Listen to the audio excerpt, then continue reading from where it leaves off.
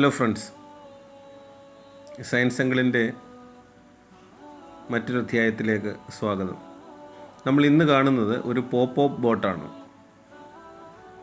ഇതൊരു simple steam engine, അതായത് ഒരു ആവി എൻജിനിൽ പ്രവർത്തിക്കുന്ന ചെറിയൊരു ബോട്ടാണ്. നമ്മൾ കണ്ടിട്ടുണ്ട്, കുട്ടിക്കാലങ്ങളിലൊക്കെ പ്രായമുള്ള ആളുകൾ എല്ലാം കണ്ടു പറന്ന സാധനമാണ്. ഇപ്പോൾ അത് അധികം വിപണിയിൽ ലഭ്യമല്ലെന്ന് തോന്നുന്നു. എനിവേ, അത് നമ്മൾ വാങ്ങിക്കുന്ന ലിങ്ക്, ആമസോണിൽ നിന്നുള്ള ലിങ്ക് ഞാൻ താഴെ കൊടുക്കാം. അപ്പോൾ അതിനനുസരിച്ച് ആളുകൾക്ക് വാങ്ങിക്കണമെന്നുണ്ടെങ്കിൽ അവിടെ നിന്ന് വാങ്ങിക്കാം.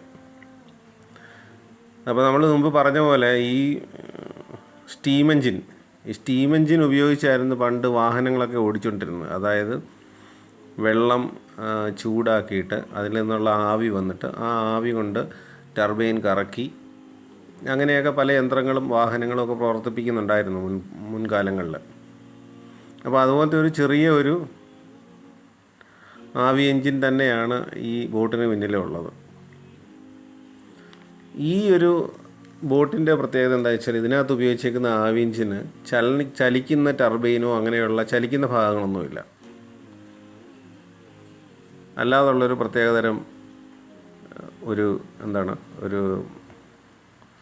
ആവി എൻജിനാണ് ഇതിൻ്റെ സംഭവം.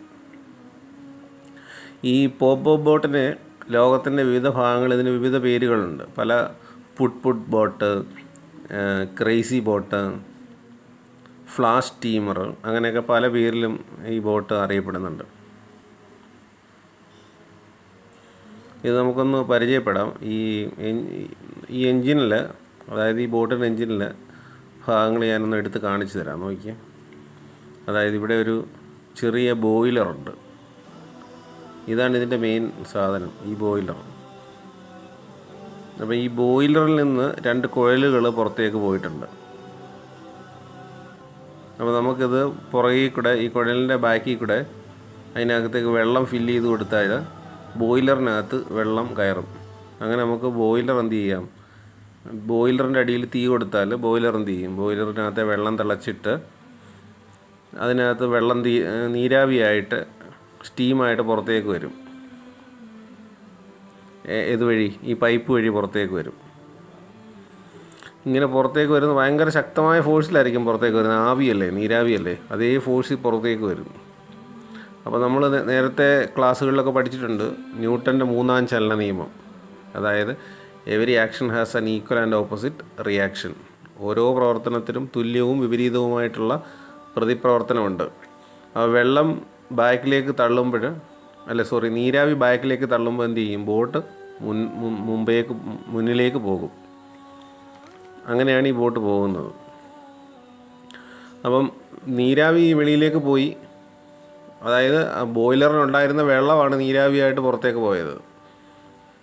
അപ്പം അവിടെ എന്ത് ചെയ്തു, അവിടെ പ്രഷർ കുറഞ്ഞു, വെള്ളം പോയി.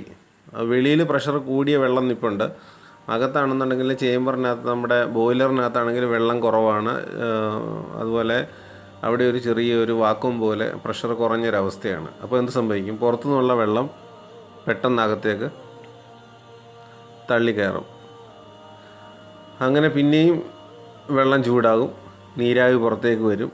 നീരാവി ശക്തമായിട്ടാണ് പുറത്തേക്ക് വരുന്നത്, അത്രയും ശക്തമായിട്ടല്ല വെളിയിൽ നിന്നുള്ള വെള്ളം അകത്തേക്ക് ചാടി കയറി പോകുന്നത്. അപ്പം അങ്ങനെ ആ മൊമെൻ്റം ഉണ്ടല്ലോ, ആ ഒരു വണ്ടിയുടെ ബോട്ടിൻ്റെ മൊമെൻ്റം, ആ മൊമെൻ്റത്തിൽ അതിങ്ങനെ മുന്നോട്ടത് പൊയ്ക്കൊണ്ടേയിരിക്കും. അങ്ങനെയാണ് ഈ ബോട്ട് വർക്ക് ചെയ്യുന്നത്. ചാനൽ പുതുതായിട്ട് കാണുന്ന ആളുകളോട് ഒരു റിക്വസ്റ്റ് ഉണ്ട്, ഇതൊന്ന് സപ്പോർട്ട് ചെയ്ത് തരണം നമ്മുടെ ചാനൽ. പുതിയ വീഡിയോസ് കാണണമെന്നുണ്ടെങ്കിൽ നിങ്ങൾ ലൈക്ക് ചെയ്യുക, അതുപോലെ ചാനൽ സബ്സ്ക്രൈബ് ചെയ്യുക, ബെല്ലൈക്കൺ കൂടി ഒന്ന് പ്രസ് ചെയ്ത് വിടുക. അങ്ങനെയാണെന്നുണ്ടെങ്കിൽ പുതിയ വീഡിയോസ് ഇടുമ്പോൾ ആ നോട്ടിഫിക്കേഷൻസ് നിങ്ങൾക്ക് കിട്ടും. അതിനനുസരിച്ച് വീഡിയോ കാണാനും പറ്റും. അപ്പോൾ എല്ലാവർക്കും നന്ദി, താങ്ക് യു.